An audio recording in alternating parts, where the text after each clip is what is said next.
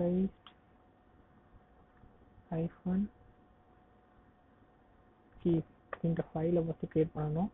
Create பண்ணிவிட்டு அந்த ஃபைலுக்கு வந்து ஃபஸ்ட்டு பர்மிஷனை சேஞ்ச் பண்ணிடணும். அதுக்கு வந்து 644 கொடுத்துட்டிங்கன்னா பர்மிஷன் சேஞ்ச் ஆகிடும். அடுத்து என்ன பண்ணணும்னா இந்த test1 மிஷினில் இந்த பப்ளிக் கீ ஜென்ரேட் பண்ண பப்ளிக் கீயை ஓப்பன் பண்ணி அதை காப்பி பண்ணி இந்த ஆத்தரைசேஷன் கீயில் பேஸ்ட் பண்ணணும். அப்படி இல்லைன்னா இந்த ஃபைலை வந்து இந்த test2 மிஷினில் சென்ட் பண்ணி அங்கேருந்து கூட பண்ணலாம். நான் ஃபஸ்ட்டு அந்த மாதிரி பண்ணுறேன். SCP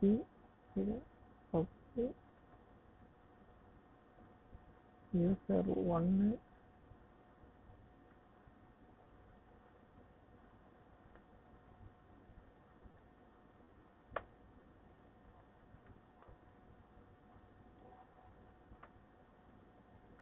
என்ன பண்ணியிருக்கேன்னா இந்த test1 மிஷினோட பப்ளிக் கீயை வந்து test2 மிஷினுக்கு வந்து அனுப்பியிருக்கேன். அதுலேருந்து நம்ம அந்த ஃபைலை காப்பி பண்ணி இந்த ஆத்தரைஸ் கீக்குள்ளே போடணும்.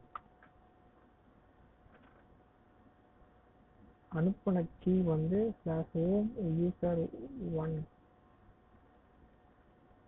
யூசர் id.rsa pubன்னு இருக்கு. அதுதான் அந்த ஃபைலு. இந்த ஃபைலை ஓப்பன்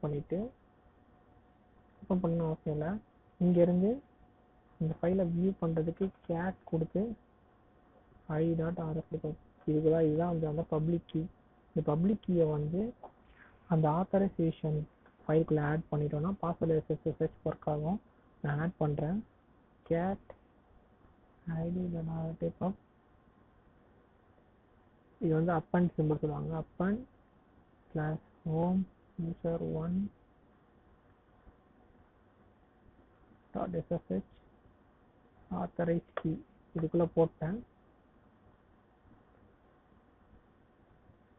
இப்போ அந்த ஃபைல் அந்த கீ அதில் பேஸ்ட் ஆகிருக்கான்னு செக் பண்ணி பார்க்குறேன். இருக்குது. இப்போ நான் வந்து இந்த test1 மிஷின்லேருந்து இந்த test2 மிஷினுக்கு SSH பண்ணி பார்க்குறேன். பாஸ்வேர்டு போடாமல் SSH user1 10.9.133.202 போயிடுச்சு. இப்போ இதோட ஐபி பார்த்தீங்கன்னா 202. நம்ம சந்தேகமாக இருந்தால் இதையும் செக் பண்ணி பார்த்துக்கலாம். 202. திரும்ப வெளியே வந்துட்டேன். இப்போ இந்த மிஷினோட ஐபி 201. அதாவது இந்த டெஸ்ட் மிஷினோட ஆக்சுவல் ஐபி வந்து 201. இப்போ நான் வந்து test2 மிஷினில் பாஸ்வேர்டு திரும்ப ஒழுங்காக பண்ணி காட்டுறேன். போயிடுச்சா?